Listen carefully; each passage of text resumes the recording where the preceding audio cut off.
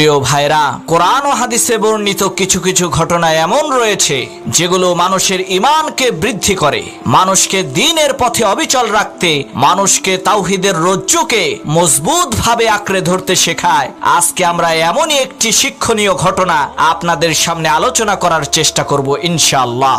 বিশ্বনবী মুহাম্মদুর রাসূলুল্লাহ সাল্লাল্লাহু আলাইহি ওয়াসাল্লাম বলেন, পূর্ব যুগে একজন বাদশা ছিল। সে নিজেকে রব দাবি করত। তার দরবারে একজন জাদুকর ছিল। সেই বাদশা জাদুকরের মাধ্যমে মানুষদেরকে ধোঁকা দিয়ে তার রাজত্ব টিকিয়ে রাখত। সেই জাদুকর যখন বৃদ্ধ হয়ে গেল, সে বুঝতে পারল তার মৃত্যুর সময় ঘনিয়ে এসেছে। তাই সে বাদশাকে বলল, বাদশা, আমি তো বৃদ্ধ হয়ে গেছি আর আমার মৃত্যুর সময় ঘনিয়ে এসেছে, সুতরাং আপনি আমাকে এমন একজন মেধাবী বালকের ব্যবস্থা করে দিন যাকে আমি এই জাদুবিদ্যা শিখিয়ে দিতে পারবো এবং প্রয়োজনের সময় সে আপনার উপকারে আসবে। তখন বাদশা দেশের সমস্ত মেধাবী বালকদের মধ্য থেকে যাচাই বাছাই করে একজন বুদ্ধিমান বিচক্ষণ বালককে খুঁজে বের করলো এবং তাকে জাদুকরের কাছে জাদু শিখতে দিল। এরপর ওই জাদুকর ওই মেধাবী বালকটিকে জাদু শিখাতে লাগলো। প্রত্যেক দিন যেই পথ দিয়ে বালকটি জাদুকরের কাছে জাদু শিখতে যেত, ওই পথে একজন সাধকের আস্তানা ছিল। সাধক সেখানে বসে ইবাদত করত এবং মানুষদেরকে ধর্মীয় জ্ঞান শিক্ষা দিত। বালকটি প্রত্যেক দিন যাওয়ার পথে দাঁড়িয়ে দাঁড়িয়ে সাধকের ইবাদতের দৃশ্য দেখত। বালকটি একদিন সাধকের কাছে গেল এবং তার থেকে অনুমতি নিয়ে তার মজলিসে বসলো। এক পর্যায়ে বালকটি সেই সাধককে জিজ্ঞেস করলো, আপনি কে?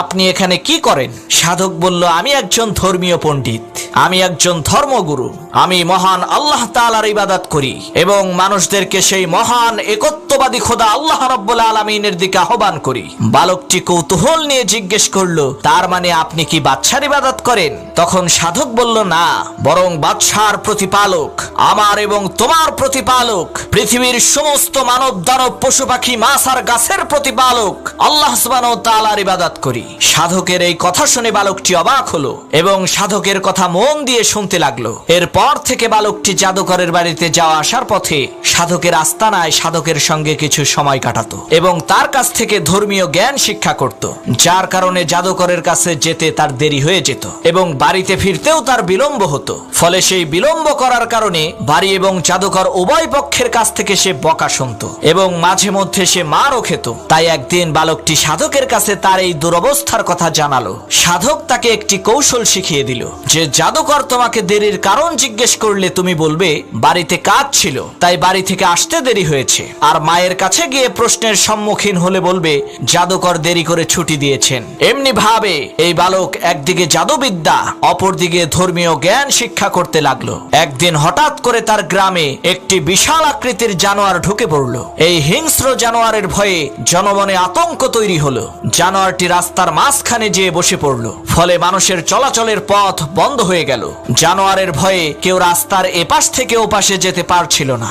এই অবস্থা দেখে বালকটি চিন্তা করলো, যাক, এইবার একটি বেশ সুযোগ এসেছে, এবার পরীক্ষা করে নেওয়া যাবে যে আল্লাহর কাছে সাধকের ধর্মই অধিক পছন্দনীয় নাকি জাদুকরের ধর্ম অধিক পছন্দনীয়। এই কথা চিন্তা করে বালকটি একটি পাথর হাতে তুলে নিল এবং সে আল্লাহর কাছে প্রার্থনা করে বলল, আল্লাহুম্মা ইন কানা আমরুর রাহিব আহাব্বা ইলাইকা মিন আমরিস সাহির ফাকতুল হাযিহি দাব্বা হাত্তা ইয়ামদিয়ান নাস।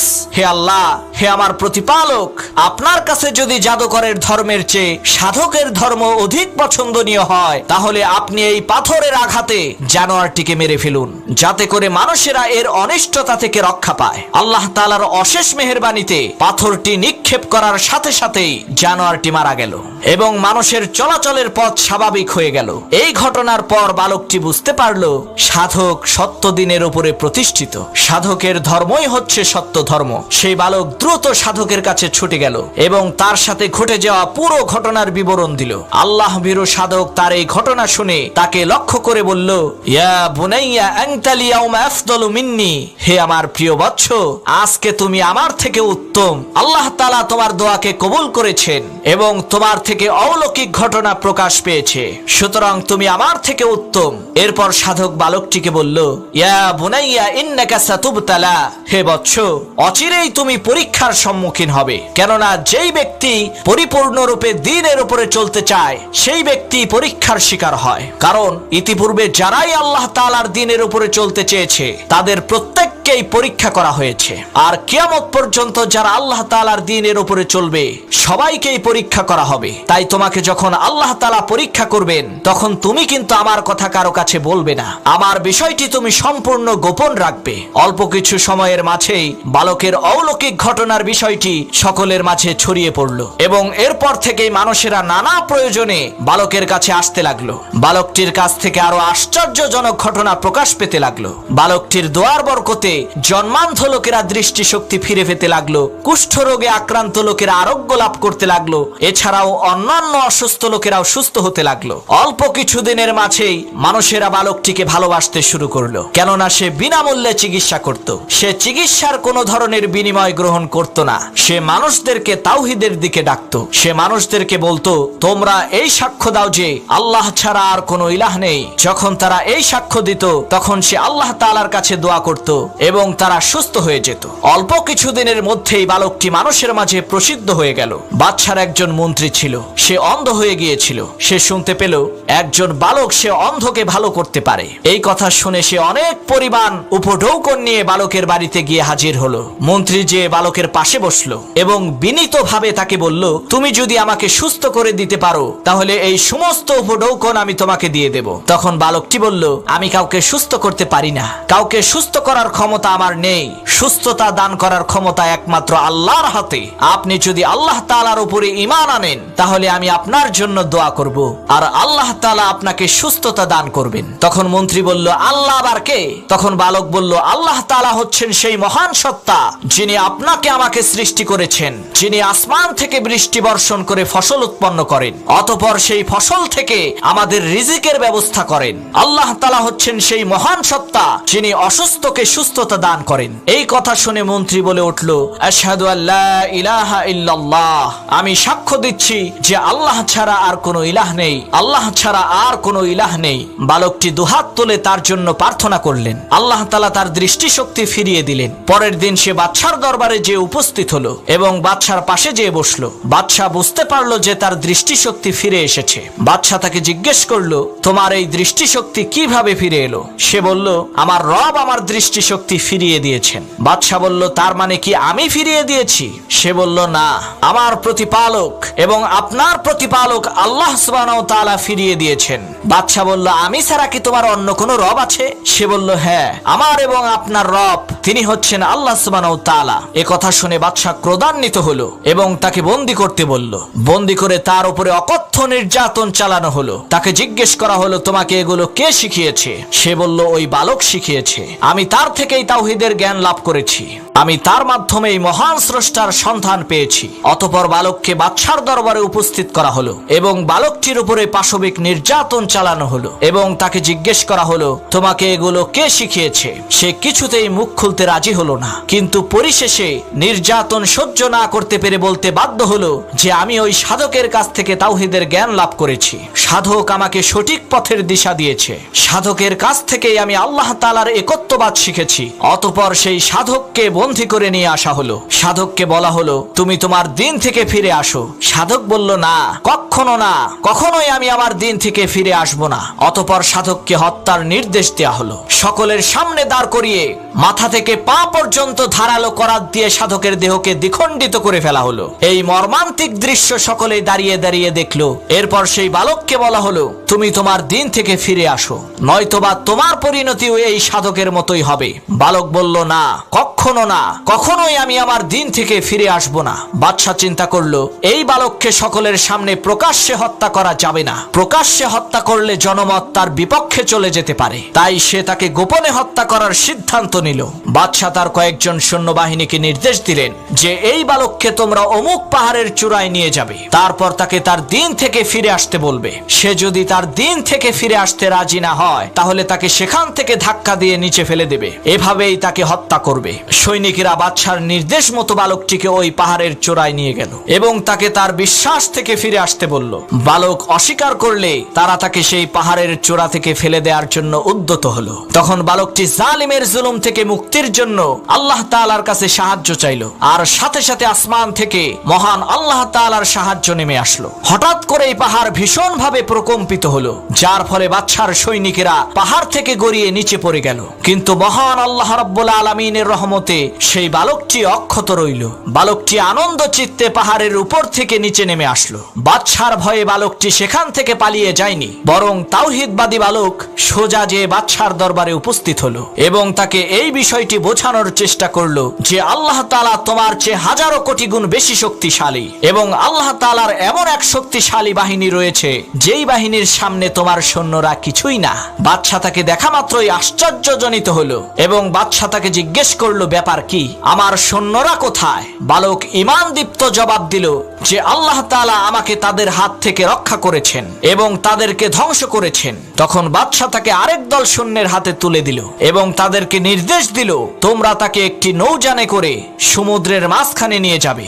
সমুদ্রের মাঝখানে নিয়ে যাওয়ার পর তাকে সমুদ্রে নিক্ষেপ করবে, যাতে করে সে ডুবে মারা যায়। বাদশার কথা মতো সৈন্যরা বালকটিকে সাগরের মাঝখানে নিয়ে গেল এবং তাকে নৌযান থেকে সমুদ্রের মাঝখানে ফেলে দিতে উদ্যত হলো। তখন বালক আবারও আগের মতোই দোয়া করলো, হে আল্লাহ, তুমি এই জালেমদের হাত থেকে আমাকে রক্ষা করো। বালকটি এই দোয়া করার সাথে সাথে সমুদ্রের মধ্য থেকে বিশাল বড় বড় দানবীয় ঢেউ উঠতে থাকলো। এর ফলে বাদশার সমস্ত সৈনিকেরা সমুদ্রে নিমজ্জিত হয়ে মারা গেল। বালকটি আবারও নিরাপদে বাদশার দরবারে যেয়ে উপস্থিত হলো এবং বাদশাকে বলল, আমার আল্লাহ আমাকে রক্ষা করেছেন এবং তোমার সৈনিকদেরকে ধ্বংস করেছেন। তারপর বালকটি বলল, আল্লাহর কসম করে বলছি হে বাদশা, তুমি যতই বুদ্ধি খাটাও না কেন তুমি আমাকে হত্যা করতে পারবে না। তবে আমি তোমাকে যেই পদ্ধতি বলবো সেই পদ্ধতিতে চেষ্টা করলে হয়তো তুমি আমাকে শহীদ করতে পারবে।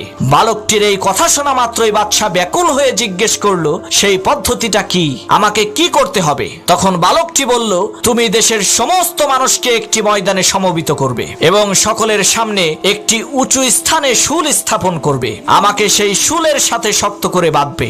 এরপর একটি তীর নেবে আর সেই তীরটি আমার দিকে নিক্ষেপ করার সময় এই কথাটি বলবে, বিসমিল্লাহি রব্বিল গুলাম, আল্লাহ তাআলার নামে তীর নিক্ষেপ করছি, যিনি এই বালকের প্রতিপালক।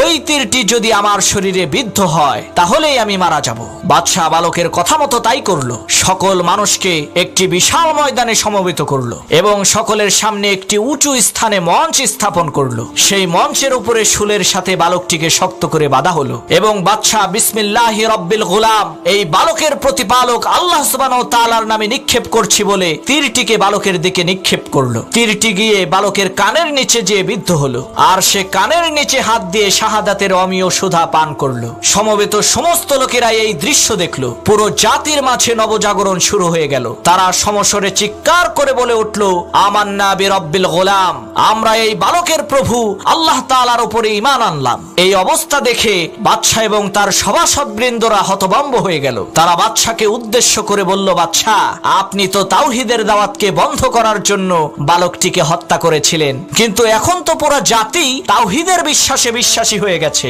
এই বালকের মৃত্যুর মাধ্যমে পুরো জাতি জেগে উঠেছে। এখন আপনি কি করবেন? বাদশা সভাসদবৃন্দের এই কথা শুনে ক্রোধান্বিত হয়ে তার সৈন্যবাহিনীকে নির্দেশ দিল, প্রত্যেক রাস্তায় রাস্তায় এবং প্রত্যেক মহল্লায় মহল্লায় বড় বড় গর্ত খনন করো এবং সেই গর্তের মধ্যে আগুন প্রজ্বলিত করো। অতঃপর যারা তাওহীদের পথ থেকে ফিরে না আসবে তাদের প্রত্যেককে এই অগ্নিকুণ্ডের মধ্যে নিক্ষেপ করো। বাদশার নির্দেশ অনুযায়ী তাই করা হলো। সকলকে ধরে নিয়ে আসা হলো। তাদেরকে জিজ্ঞেস করা হলো, তোমরা কি তোমাদের দিন থেকে ফিরে আসবে নাকি আগুনে ঝাঁপ দেবে? তারা বলল, আমরা আগুনে ঝাঁপ দিতে রাজি আছি, কিন্তু আমরা কখনোই আমাদের দিন থেকে ফিরে আসব না। অতঃপর একের পর এক তাদের সকলকে আগুনে নিক্ষেপ করা হলো। পরিশেষে একটি নারী আগুনে ঝাঁপ দিতে ইতস্তত করছিল, কারণ তার কোলে ফুটফুটে একটি দুধের শিশু ছিল। তার কোলের শিশুটির প্রতি তার অনেক মায়া হচ্ছিল। হঠাৎ করে শিশুটির জবান খুলে গেল। শিশুটি তার মাকে বলল, হে আমার কলিজার টুকরা মা, আপনি কেন ইতস্তত বোধ করছেন? আপনি তো হকের উপরে রয়েছেন, আপনি অবশ্যই হকের উপরে রয়েছেন। সুতরাং আপনি ধৈর্যের সাথে নিশ্চিন্তে এই আগুনের মধ্যে ঝাঁপিয়ে পড়ুন। এই আগুনের ওই পাশে আছে জান্নাত। অতঃপর সেই মহিলাটি তার সেই শিশু সন্তানকে নিয়ে ওই আগুনের মধ্যে ঝাঁপিয়ে পড়ল। এক ও অদ্বিতীয় খোদা মহান আল্লাহ তাআলার প্রতি বিশ্বাস স্থাপনের ক্ষেত্রে তাদের এই আত্মত্যাগের ঘটনাটি ইতিহাসের পাতায় উজ্জ্বল বিশাল দৃষ্টান্ত হয়ে রইল। সম্মানিত উপস্থিতি, এই ঘটনার মধ্যে আমরা একটা বিষয় দেখতে পাই, তা হলো তাওহীদের বিশ্বাসে বিশ্বাসী হওয়ার কারণে একটি জাতিকে নির্মমভাবে হত্যা করা হয়েছে। দুনিয়াবী দিক থেকে যদি বিষয়টিকে আমরা বিবেচনা করি, তাহলে আমাদের কাছে মনে হতে পারে যে তারা সবাই ব্যর্থ, কারণ তারা সকলেই নিহত হয়েছে। আর আখিরাতের দৃষ্টিকোণ থেকে যদি আমরা বিবেচনা করি, তাহলে আমরা দেখতে পাই যে তারা সফল, কারণ তারা তাওহীদের আকীদার উপরে অটল থেকে মৃত্যুবরণ করেছে। তারা তাদের জীবনের বিনিময়ে জান্নাতকে ক্রয় করে নিয়েছে। সুতরাং এই সকল ক্ষেত্রে দুনিয়াবী দৃষ্টিকোণ থেকে বিবেচনা করলে চলবে না, বরং আমাদেরকে আখিরাতের দৃষ্টিকোণ থেকে বিবেচনা করতে হবে। আল্লাহ সুবহানাহু ওয়া তাআলা আমাদের সকলকেই এই ঘটনা থেকে শিক্ষার জন্য তৌফিক দান করুন এবং এই ঘটনার মাধ্যমে আমাদের সকলকেই উপকৃত করুন। আমিন। ওয়া আখির দাওয়ানা আলহামদুলিল্লাহি রাব্বিল আলামিন।